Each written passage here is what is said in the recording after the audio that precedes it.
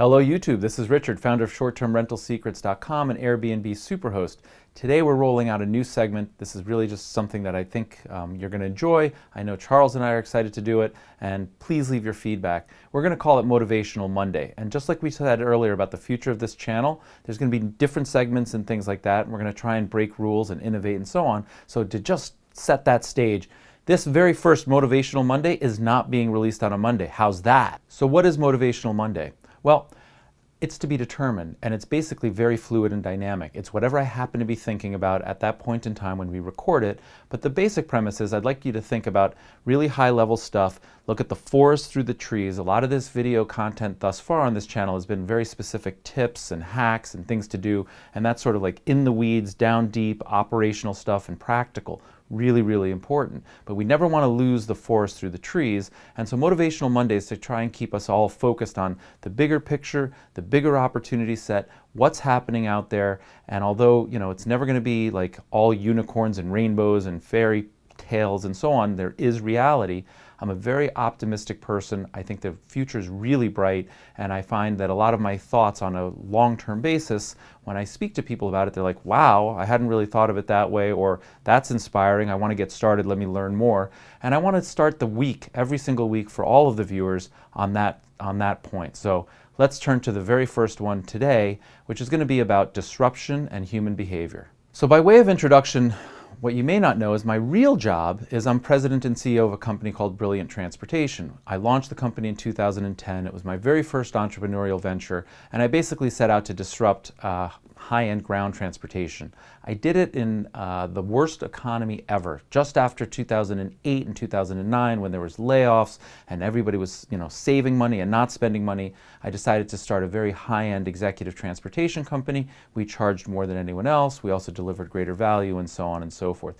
And why do I tell you that? What does that have to do with disruption and human behavior? Well, there was this competitor, although not directly a competitor, but largely in the same space, i.e. we both moved people. You may have heard of it. It's called Uber. And while we continue to run Brilliant Transportation today successfully, profitably, every single day globally, and we don't necessarily compete for the same exact end user, i.e. the person that's in the vehicle, it did force us to change our business in many ways, and we now focus much more on events and weddings and things that Uber doesn't necessarily satisfy. But the bigger point of all of this is I've seen disruption firsthand in one of the industries and in one of the businesses that I operate, and it's forced some changes around us. And I want to be really clear. When disruption happens, it can be a really great thing, and it can also have a lot of negative, deleterious effects. So there's a lot of people in the limousine and ground transportation space that don't like Uber. Maybe their business has suffered, maybe it's down 30%, or maybe they had to close. But for every negative story, there's also a positive story. It's provided tons of opportunity, and we can debate the merits of how much money the drivers make and so on. But let's just assume that it's a free market, and the people that choose to use their vehicle and drive for Uber find that to be the best alternative relative to their skill set and their earning potential. And if not, eventually they leave. For all the people that lost opportunity and their businesses are down, it also created a host of opportunity for other small micro entrepreneurs. And most importantly, for the ridership, it's provided something that never existed before, which is like instant on-demand, low cost, not necessarily the best service, but low cost, instantaneous transportation, and it's likely going to disrupt further into automobile ownership and so on. But I want to give you an idea of sort of like what that curve looks like. So in 2010, when I started my company, Travis at Uber had started his company. Nobody thought it was going to work. By 2011, they had some traction. Again, most people that I knew had heard of Uber, but they hadn't really used it. Maybe by 2011, 2012, some people were dipping their toe in it. They used it occasionally, maybe when their vehicles weren't available. By, say, like 2013, and this timeline is just representative, but it's broadly speaking correct.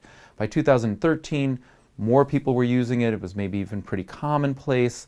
By 2014, almost everyone I knew had been in an Uber, and they were using it more and more frequently, but not necessarily for like their kids or things like that. And then by like 2015, 2016, it's prevalent. Everyone I know uses Uber. They don't use, regular car transportation. Everyone has the apps. The kids have the apps. And so like very suddenly it went from like early adopter, people had heard about it, and then boom, like full wide-scale adoption globally. Again, good story and also a bad story, and I'm cognizant of that. And so what does this disruption that we witness and live through have to do with Airbnb? A lot, as it turns out. I think we're in the early stages of the Airbnb revolution, if you want to call it that. Meaning, most people have heard of it, maybe you've even stayed in it, maybe even know somebody who's a host, but that's sort of like that 2011, 2012 period in Uber where everyone had heard about it, but it wasn't commonplace. I think it'll take longer because, you know, driving your car and getting into a stranger's car is a lot easier than, say, hosting your own home, inviting strangers into your own home, or going and staying in somebody's home. So that's a little more friction, and therefore I think it moves a little bit slower. But I think the opportunity to disrupt, like, massively consumer behavior, how we think about travel, how we think about where we live, how we think about home ownership or apartment ownership, all of these things, I think we're going to be in a slow tidal wave. We're going slow, slow, slow, and then I think we're going to get to a tipping point, and then it's going to be the norm. And again, it's not to say that Airbnb is perfect and it provides tons of opportunity without, you know, some backlash. There's a lot of communities where affordable housing is being priced out, and I get that. And there's a lot of people that don't want Airbnbs as neighbors, and I get that too. And one of the reasons that we provide this content and have this channel is to try and bring Airbnb hosts to a level where people are welcoming Airbnb. I think it's the future. I think it's going to change the way that we live. I think it's going to change the way that we travel. My kids, this is their reality, right? Like, there's no turning back. You're not going to put the genie back in the bottle. So the good news is, for the people that are watching this video, I think the opportunity set is tremendous. I think the ability for us to, you know, create our own future is here. There's a whole lot of disruption happening with artificial intelligence. That's probably for another Monday. But this provides the opportunity for you to, like, fix your house, fix your apartment, put on another addition, increase your hosting capabilities, improve your hospitality. You have control over this asset and therefore some of your future.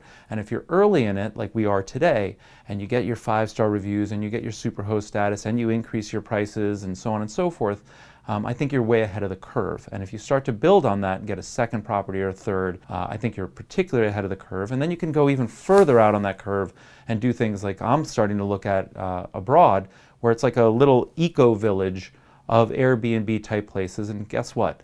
Once that's successful and I create my own brand, I don't actually even need Airbnb, right? Because, like, right now we're still beholden to Airbnb and VRBO and so on. But the ultimate goal would be to become your own micro entrepreneur. It's the democratization of hospitality. And while we can't necessarily compete, nor do we want to, with Marriott and so on, we provide a very different service. All of a sudden, we can now create little hospitality, entrepreneurial ventures that we're completely in control of. And if that's the future of the way that people vacation and live and so on, we're not there yet. I think we're in maybe the second or third inning. I think it'll take longer than the Uber disruption did, but I think it'll be even more disruptive and filled with opportunity. So I'm taking full advantage of it. That's why I started this channel. That's why I'm increasing my real estate exposure.